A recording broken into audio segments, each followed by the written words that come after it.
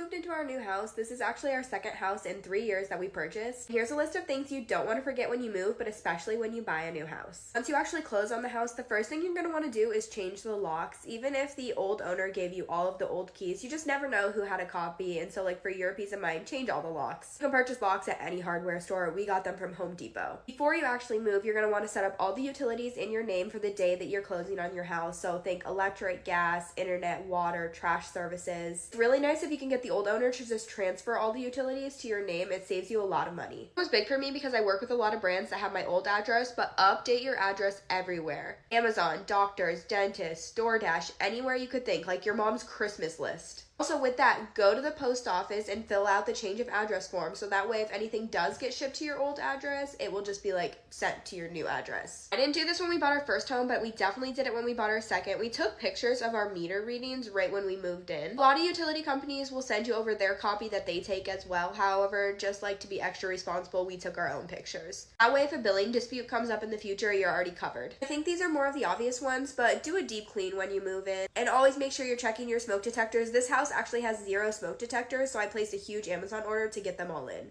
Once you actually close on your house, make a Google Doc and just keep all the important paperwork inside that doc. But we do keep physical copies of all those papers just in absolute case. The last thing is more of a recommendation, but introduce yourself to your neighbors. Thankfully, our neighbors here have been so welcoming and have actually come and introduced themselves to us. And just a simple wave across the yard is fine. You just never know when you're going to run out of sugar, you need a recommendation on a pizza place, and your neighbor's the easiest one to ask. Definitely a lot to moving. It's exciting, overwhelming, exhausting. A lot to remember to actually do on top of the physical move. Sure, I could go into more detail about what we actually did before and during our move to help us just like have an easier process, but that's all that could come to mind right now. So if you're closing on a house soon or just moving, I hope this helps.